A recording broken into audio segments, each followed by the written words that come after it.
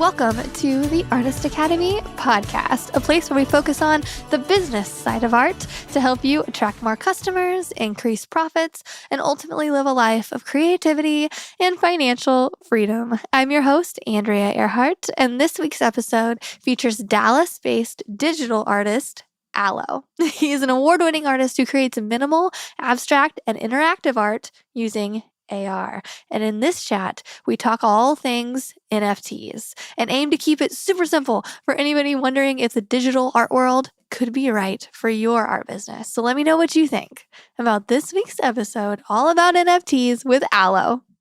If we could start out by, if you want to tell everybody a little bit about your background and who you are and how you got into the art world. Yeah, absolutely. So I've been an art director and creative director in advertising for like 15, 20 years and just a workaholic. I won all kinds of awards from Emmys to Addies, everything in between. And I've always just had this creative bone in my body, right? Just to create. And I was rooted in digital. And so about 4 years ago, decided I'm going to leave it all behind and started a startup thinking I wasn't going to have any time to do any kind of art. And just had a little bit more time at night and started painting this series called Masters, no vowels, MSTRS. And it was interactive because I have this right and left brain kind of thing that works. And I made interactive paintings, and they're augmented reality interactive paintings. And it's really low hanging fruit, augmented reality, but it just wows the crap out of people when they see it for the first time.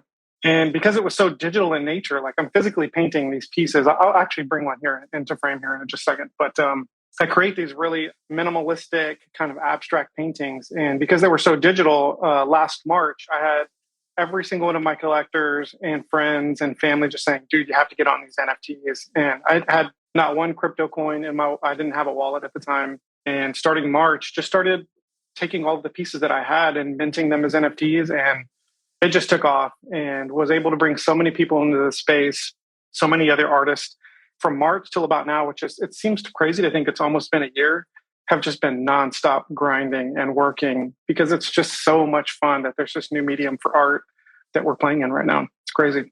Yeah, for sure. I know nothing about augmented reality art, so I have so many questions. So you paint something in person and then you That's right. do what to it? So I paint these abstract pieces, and this is actually a Van Gogh piece. What you can do is you'll hold up a phone, and just like a Snapchat filter, it'll just recognize all of those panels and parts and pieces, and it flips it to the original, the inspiration behind this piece. So this is, in fact, a Van Gogh. And what I do is I'll take a piece this is one of his portraits. I'll print it out and draw all my favorite lines just with a ruler. This is one of these things here, just a ruler, and I'll draw all my favorite lines. And what it does is it creates all of these wonderful, cool little triangles and panels. Then I'll zoom in on my computer and find my favorite color from that panel and start just building these new compositions based off of what I like to think is we have all of these old images in our brain, everything from Marilyn Monroe's, dress going up over the grate to all of these like masterpieces that we see in galleries all the time. And we've seen them a million times over, but then just to refresh them in a way that's kind of new, and then it uses like digital technology that maybe Vincent Van Gogh didn't have at the time. It's just been really fun. It started off as a study and it just blew up into this crazy phenomenon that's just overwhelmed me for sure, work-wise and experience-wise and everything. It's been so fulfilling. Very cool. Okay, so you create those paintings and then you take a picture of it and you put it online, and that's making it into an NFT or... So this NFTs have been crazy. So I sketch online like many of us do these days. Yeah. And I had all of these Illustrator files of these things that have been painted. This is acrylic on canvas, and it takes me forever to get these sharp and pointy edges and crispy lines. So I had all of these Illustrator files, and from my early experiences at NBC, I kind of slumdog millionaire my way into this thing. I tell people all the time. But my first job was at NBC Universal, and I was doing motion graphics, news packages, and just everything. So I had a little bit of like 3D and graphic and motion graphic knowledge. So I took all of these pieces and I made these really cool these card flipping things that just said, I'm only going to mint one of these pieces. It's a one of one. Everything in my master series on foundation.app is a one of one. I'll never mint another one. So it's like, this is just like I'll never paint this piece again. And just started minting them and animating them. And they took off. And I soon became Foundation's #1 selling artist and stopped because I felt like it was too much of a rush and I wanted to slow down. So I stopped, reanalyzed my whole position, and started focusing on bringing more artists in the space and made friends from all over the world just who had been collectors and followers. I think I'm at almost 3,000 followers on Foundation, which is insane. Over 100 mints and sales on Foundation, which is insane. And it's just been life changing. And since I've been bringing people on, I know I've changed the lives of just so many different artists and can talk about so many of those stories, but I'm just couldn't be happier right now in my artistic career on top of everything else I do in my day-to-day life. But yeah, it's been crazy. That is so cool. That's so inspiring. Okay, let's go back on this because I can hear the questions of the artists who are listening to this. They're like, okay, that sounds great. Like, I'm in. Let me try this. So basically you painted something in real life and then you put it into digital form and then you minted it, which means you basically just made it like permanent onto the NFT space. And Sure. So I actually haven't made one yet, but I know the process of it. Very generalized though. So you minted a bunch of them. And then how did you get people to buy them? Like how did you get the word out? That's a good question. And feel free to ask anything. I know I talk in terms that are new to a lot of artists. And I know because I freak out a lot of my friends too, just my physical piece artists that I'm trying to bring onto the space too. But yeah, so who knows, right? Like, how do you sell your work? How do you sell yourself? It's marketing. It's being where, I always say this, right? Fish where the fish are. And in the NFT space, the digital art world space, they live on Twitter. And I didn't have a Twitter account until March, just because I felt like it was news and it was too fast and it wasn't a creative space for me. I was on Instagram only. After I left advertising, I deleted all of my social media accounts just because I didn't want the distraction of it. It was part of my job and just hated it secretly. And I still kind of hate it secretly now too. But it's a necessary evil. You have to market yourself. And if you're going to market yourself in the NFT space, you have to be on Discord and you have to be on Twitter. Okay. So that's kind of my like tie out too, because like I'm on TikTok, Facebook, Instagram and stuff. And just like you, I was like, Twitter isn't really my thing. So I'm like, do I need to get on Twitter? And you're saying yes. So that answers that question. Okay. I'll also answer questions that I'm looking at in your feed too, if you want. Happy to do that. So what is an NFT? I can back up for just even artists that don't know or just don't believe or just don't understand what's happening. So an NFT really is just a new medium for artists to sell their work. If you think about printed canvas, if you think about sculpture, if you think about photography, these are all things that artists use as mediums to sell their work, their visions, their creations. And digital is just a new form of that. And the way I tell my mom is, yes, I'm selling a JPEG. Yes, I'm selling a video that you could right click and save to your desktop. And you can keep and you can pretend that you have the ownership of that item. And when I tell my mom is, one of my favorite books is Lord of the Flies. I read it maybe every other year. I spent maybe $20 on a copy of mine. And I bought it because it's a cool cover and I like it. And there's a million other of those versions, right, of Lord of the Flies. And everyone spent about $12 to $20 on their book. But somewhere out there in the world, someone owns a first edition Lord of the Flies. And that thing goes for $150,000 in auction any day of the week. They don't have one more word than I have in my book. They don't have one more picture that I have in my book, but they own the ownership of the very first one that came from that artist's production. And so that's what a digital file is. And another way I tell my gamer friends is they've already bought NFTs and they bought fungible tokens. So if you game and you bought a really cool skin for, your avatar or your gun, and you're like, oh crap, I got this really cool metallic gold gun. You bought a fungible token right there. You just didn't realize it because everyone else can buy that same gold metal gun, right? That's like chromed out and it's slick and everyone wants it. These are gamer talks, right? And I tell people all the time, imagine if Call of Duty only made one gold gun. How expensive would that be if you bought it for $12 and your friend really wanted that skin for your digital gun? Like, how much would they pay for that? And they were like, oh my God, I get it. That's a fungible token. Everyone can have it for $12. But when you talk about non-fungible, which means you can't duplicate it or you can't have that #1 JPEG from that artist, it becomes that much more rare. So it's a collectible, just like baseball cards are, or just like any collectible there is right now, whether it's stock or coin for crypto. Does that make sense? Yes.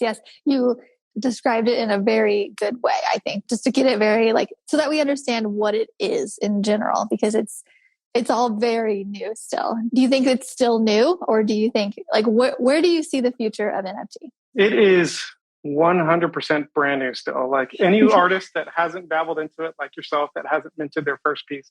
Minting, by the way, only means that you serialize that JPEG. So if you look in the metadata, like if you were to look in the code, the geek stuff behind a JPEG, essentially there's a serial number that you've assigned to that JPEG that says this is the one that came from my computer, the artist that made this JPEG. Everyone else can have a copy. You have the original. So when I say minting, that's what that means.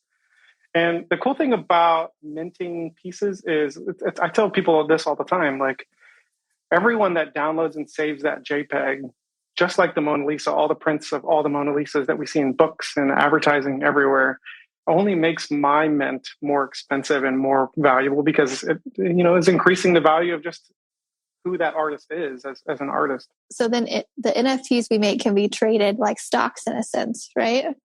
That's exactly right. So an NFT is essentially just a collectible. Think about it as a baseball card. So Babe Ruth rookie cards, what are there, like 100 in the world maybe? I don't know. I'm talking out of my ass. But if they're 100, that means they're more valuable. So myself as an artist, every NFT that I mint for my master series is a one of one. There's never going to be a second one.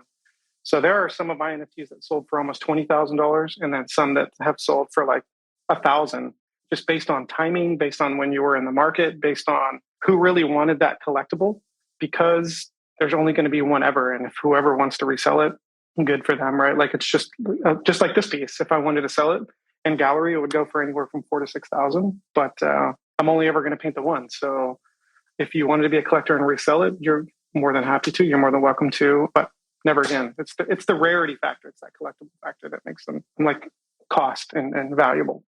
Very cool. So say I buy your NFT and then I sell it to someone. Do you get any kind of profit in the sale?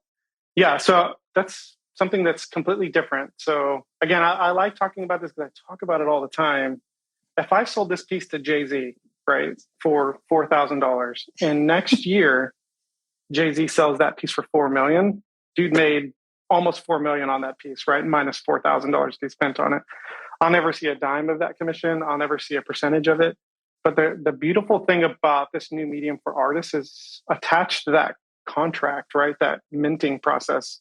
When you minted that piece, every time it resells, you're allowed to take a percentage, whatever you dictate. Like I think certain marketplaces will allow you to massage it anywhere from 0% to 10%.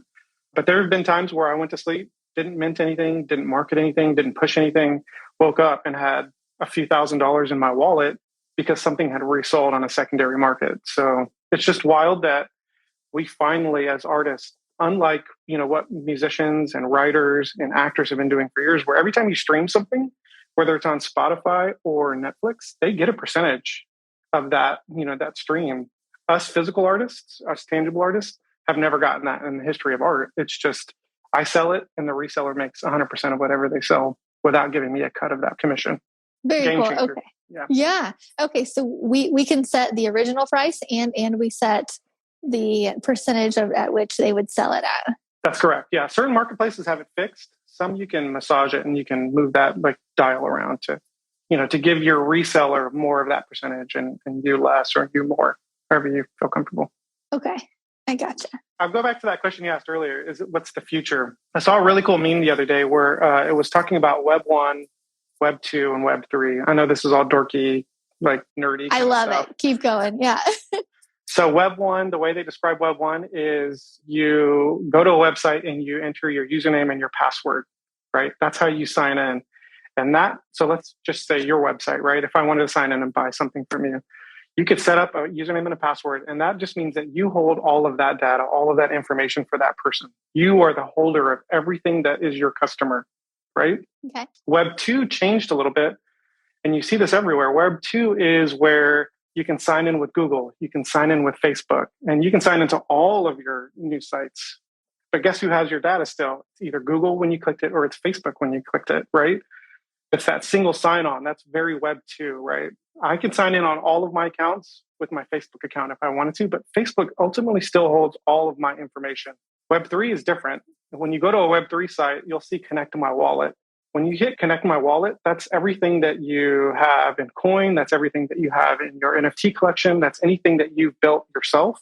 And for the first time ever, as us as users get to hold all of our information. And if I want to connect my wallet to your account, to your website, I can do that for the first time ever. So when you hear like Web 1, Web 2, Web 3, that's kind of what they're talking about. It's like, it's the idea of like, I'm taking away ownership of any company and I'm owning it myself for the first time ever. So there's a lot of big time first things happening. So when we talk about, are we in the cusp or are we in the beginning of all of this digital like NFT revolution? 100%. We're still super early. In the near future, we're all going to have wallets in 5 years. We're all going to have NFTs.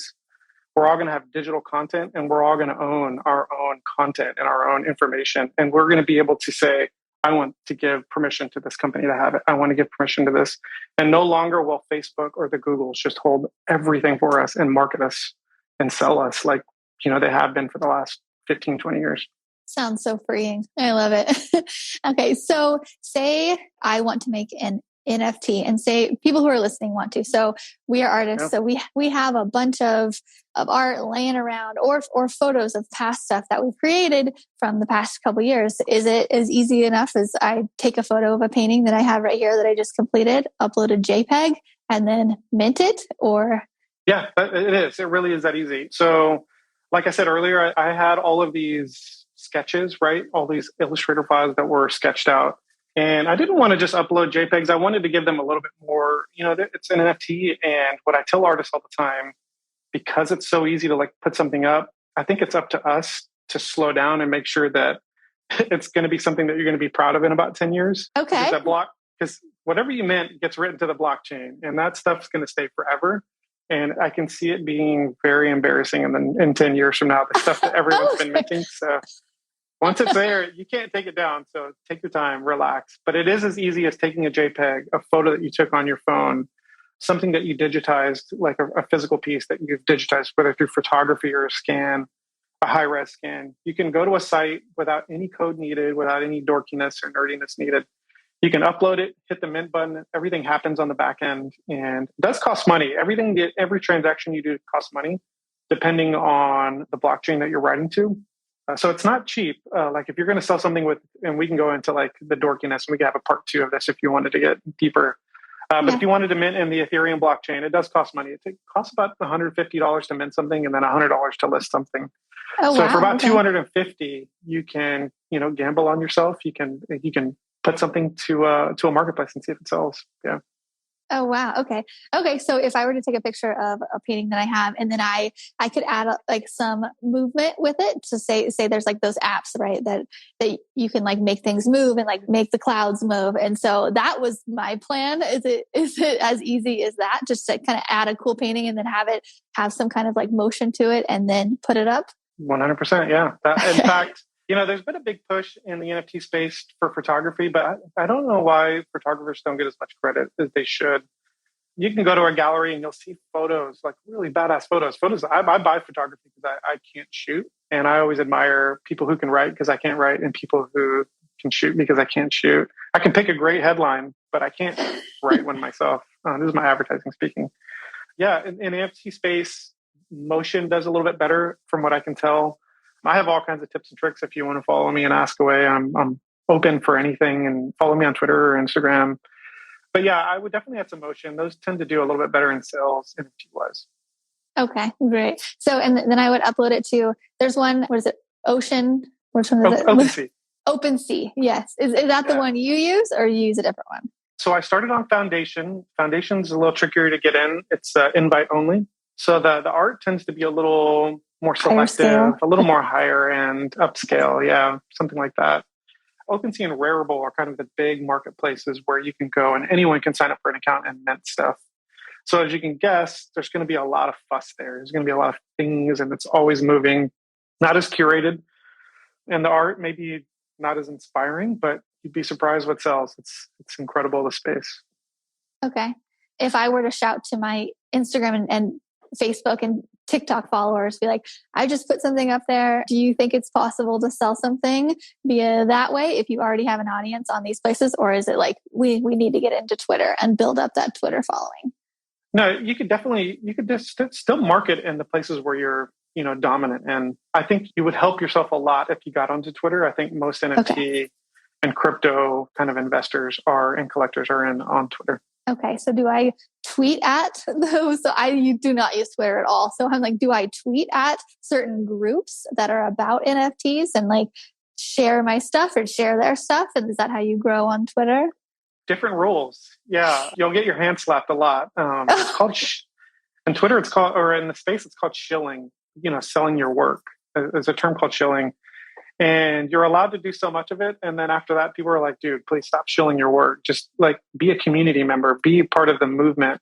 Versus like Okay. me, sell my work, sell my work, sell my work.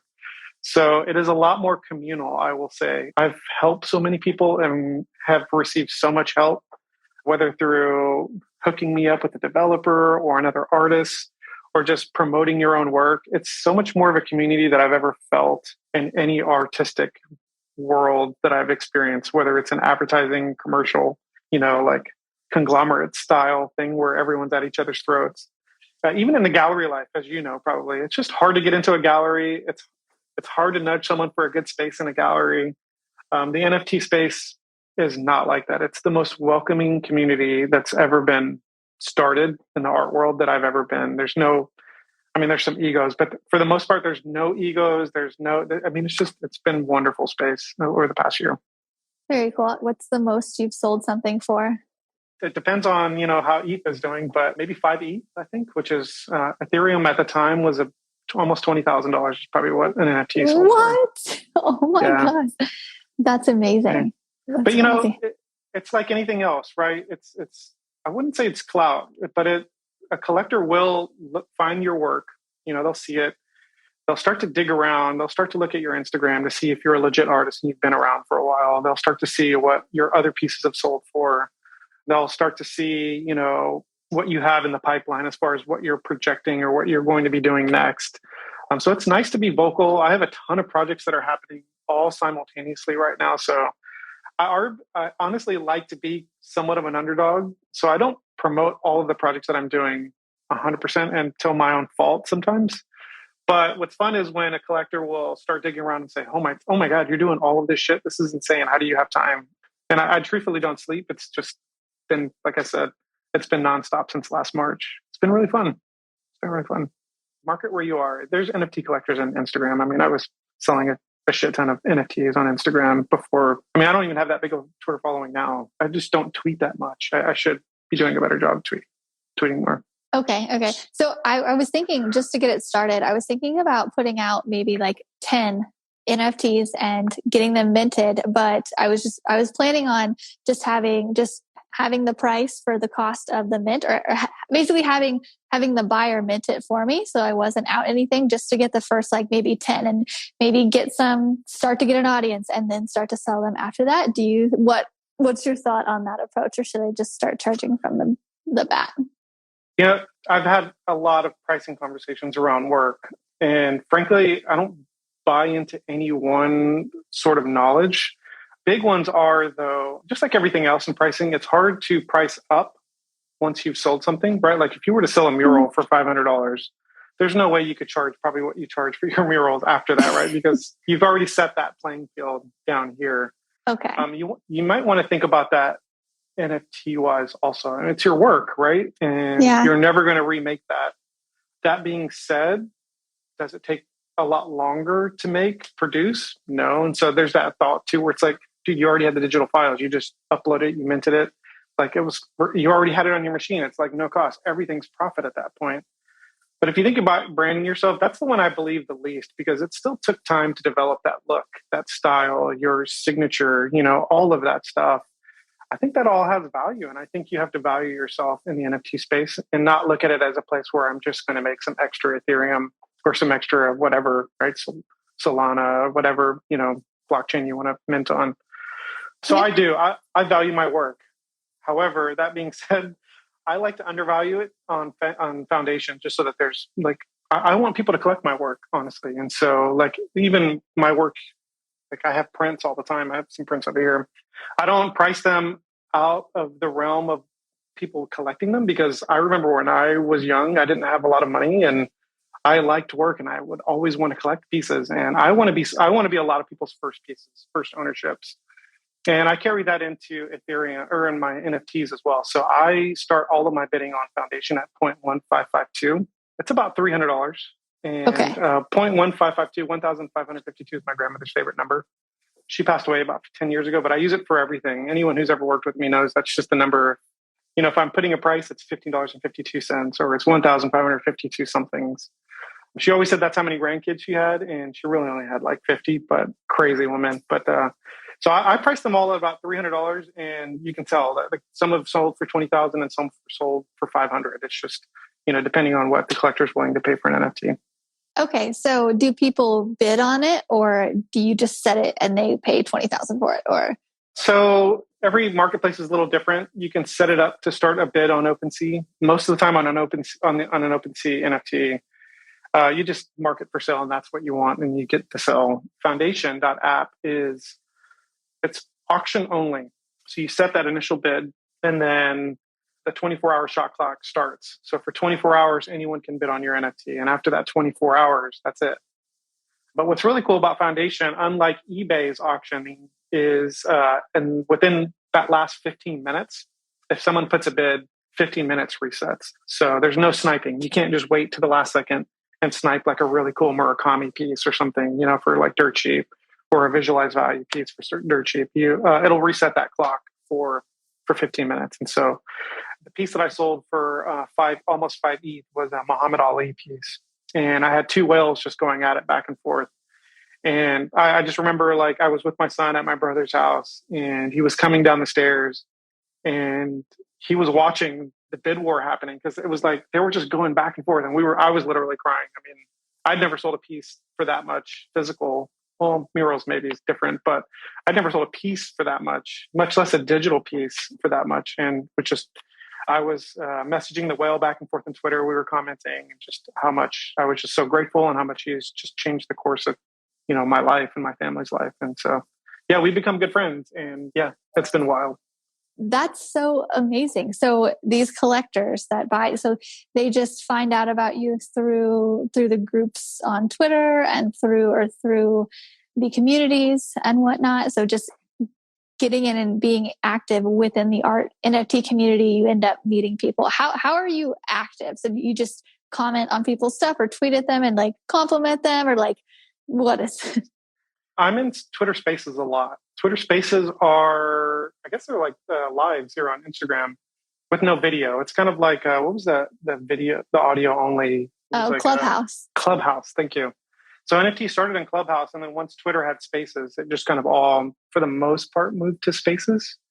And so every night when I'm at the gym just walking, I'm either on a space listening, and I'll get pulled up to the stage because I'm getting a little bit of name recognition, which is kind of cool.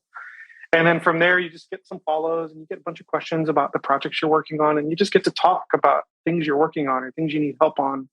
And everyone's there to help. Like I said, it's been one of the most beautiful communities I've been a part of. I'm in a lot of the same spaces every night. One of them is this guy named Lucas Bean. He's a good friend of mine from LA. Again, never met him, right? We're just friends via digital, via social, and via NFTs. No, we just talk shop. We just talk shop all day. It doesn't matter whose projects are up, and we just like to look at work and grade work and talk about work and buy into projects and flip them and do all kinds of degen stuff. It's pretty crazy.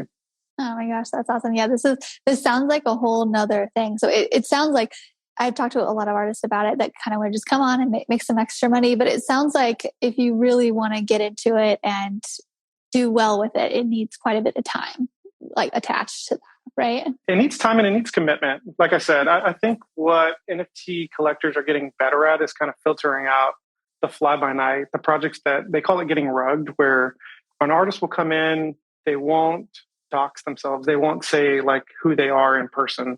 So there's a little bit of like, who's behind this project? There's some anonymity to it because it's the web, right? And people will buy in and they'll rug the project, or they'll just take the cash and just leave, right? Whereas I've always been doxxed. I've always said, no, this is my work. This is my face. This is my name. I'm not going anywhere. And so that gives a little bit of credibility too. So just being in the space, talking about it, just knowing that you're going to help someone else out. I've bought into a lot of projects.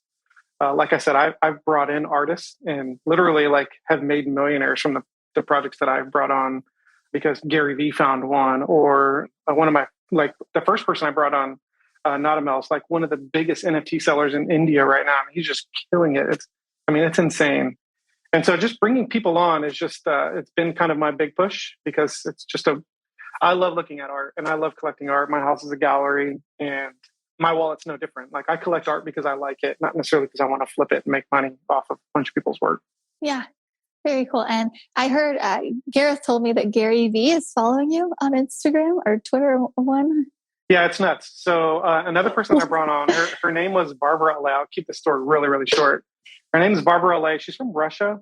And, because I did so well on Foundation, they give you invites. And so I had a few to give away. And I just put on Twitter, like, giving away an invite for anyone who's got some incredible art. Mind you, people, yeah, DM me, I'll hook you up. And mind you, like people were selling invitations for thousands of dollars, thousands. And I'm like, this was given to me for free and it's part of a community. I'm not going to sell my invites. And so I famously have given them away to artists that I think are just insanely talented. A lot of Dallas artists as well. And so I brought Barbara on and she had this project and I loved it. Actually, she sent me this piece. This is her work. I have to get it framed. I put it here so I can remind myself, but this is kind of her work. Wow. And it's just beautiful. And this smells like fresh ink. Very different and edgy. I love it. Love her work. And so I gave her the invite and paid to put her first piece, paid to list it. I think I can put the first bid. If you look at her very first thing, she actually started the auction for 0.1552 in honor of my grandmother. So it was really kind of touching. And so I just kind of followed her work and collected a few of her NFTs. Well, she had this big project. She had her first, 10,000 piece project called Flower Girls. And it's all women of different shades and colors. And they're kind of like perfectly imperfect and just beautiful collection. And she had this tweet and I just said, hey, Gary Vee, you should check this shit out. It's one of the dopest projects I've seen. And that next morning, Gary and his brother had purchased over $200,000 of her work. She woke up and had one of the best GMs ever. And her project that launched maybe a month later sold out in 30 minutes because Gary was behind it. And so literally it was like 2.6 million she made off of her project. And like I said, we were DMing each other on Twitter. We were both just crying for her. And I was like, I couldn't be happier for this woman because she is probably one of the best artists I've ever seen. And so it's just to be able to, through no fault of my own, I won't take any credit. I mean, I brought her on, I DM'd Gary and they started connecting and he followed back. And just to know that he's kind of listening and following, that dude's just got his pulse on so many great artists in this world. Has the chance at a flip of a tweet just to make someone's life different, like changed forever. That's what happened to her. And again, really cool project. Like the utility behind her project was that she was going to invest in a bunch of youth NFT projects. And she's held her word. She's purchased into so many different NFT projects for kids. And it's just been a freaking crazy, beautiful, insane story. It's just insane. That's crazy. Amazing. Okay. So I've heard that before. Like a lot of people want to buy art that's also connected with a cause or something that they can, give back to. Is that what most people do or? So yes and no. So it's called utility, and the utility behind a project can be anything from, hey, I just want to make something just to sell it as art. And it could be something that's more communal where it's like, hey, we're going to create comic books and videos and webisodes out of all of this art that you're buying into. Or it can be something like you're donating to a cause. Like I would love to do a project with my nephew who's on the spectrum. He's very high function, but he's super artistic. I want to do a project with him sometime this year. I'm going to get him an iPad and have him start sketching and produce all of this wonderful work. And I want to give like 50% of all of our proceeds to like autism and creativity for autistic children. So like there can be some really good utility around things like that. One of my favorite projects, it was really early on. I don't know how well they did. I have to look them up. But you could buy these like 3D digital trees. And their utility was they would plant a tree and give you that GPS location. And so every NFT you bought planted a tree somewhere. And you could keep up with it and track it and do all kinds of great things. So the world is your oyster, right? As far as what you want to do with your projects and what you want to do with your art to give more utility, to give back to the community. But like I said, NFT is a community. You have to be here. You have to be present. You have to be very vocal as far as what you're doing what you're saying you're going to do, and just giving back as much as you can because we're all just building this together. And it's been really, really fun. I love that. So I am just eating up everything you're saying, especially about the whole artist being a community type thing, because that's one thing that I've always tried to combat and try to get through, the whole image of the starving artist or the artist that just is alone in their studio and keeps all their secrets to themselves. Because there still are some artists that they don't want to share some information because it could be, competition. But in the Artist Academy, we have we started about 3 years ago, and that's our big thing: community over competition. And so that I hadn't yet had anybody tell me that on Twitter and in the NFT space, everybody is really helpful. So that's my extra push of all right, this could be a really cool space. Incredible community, like I said. And we just launched a project that's called project.tools, PRJCT, no vowels. Everything I do has no vowels. So it's masters, minimals, and project. But project.tools, if you have an idea, I have this idea, a concept for an NFT, and I just don't know how to develop it, or I don't know how to do this artistically. We have a form, you can fill it out. We kind of judge them, and we're starting to hand select a few projects that we're just going to build for free with a percentage, right, of just whatever the project is. But for free to artists, for anyone who has just a great idea that hasn't been done before, right? Nothing, it's just a brand new space. So it's been pretty cool. I love it. You have my wheels turning. I'm oh, I could do this, and then I could link it with that. And yeah, there's just so many ways to go about that. But I think that's about all we have for today, unless there's anything else that you want to add on to it. You've already said so much, and we so appreciate you just filling us in on this new world.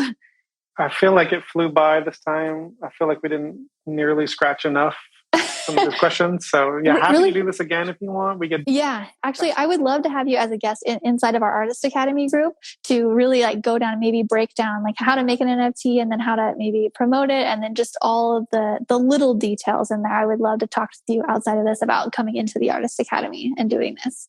My pleasure. I'd love to. And if anyone has any questions, just DM me. I'm always on. So just DM me and we'll figure it out. Awesome. Yeah. So the best way to contact you is via Instagram or Twitter. And what's your handle for anybody listening? Instagram, I think it's allo.art. On Twitter, it's alloart3. Alloart3. I don't know. Just DM me on Instagram. I'm more either one of those I think are good. And then from there, we can figure out all of the projects I have going. I mean, it's been crazy. Perfect. We will be watching and rooting you on. Thank you so much for coming on and talking with us. I really appreciate it. And hope you have a great rest of your day. Yeah, likewise. And that's a wrap. Thanks for listening to another episode of the Artist Academy podcast. And if you like hearing interviews just like this in your ear, if they inspire you, then I want to encourage you to go download the Audible version of my new book, Mural Money. It's a condensed version of basically all of the best tips given here on the podcast from guests, plus my own words of wisdom to help you get started in any art industry, plus stories of some hard lessons learned that I have never told before. You can pick up a copy at muralmoney.com. And again, I highly recommend the Audible version. I put a lot of tender love and care to make sure the Audible was extra special. It had some extra goodness in there. And it's really for any artist, but especially those wanting to make a profit from a paintbrush. Muralmoney.com. That's it. I'll see you next week.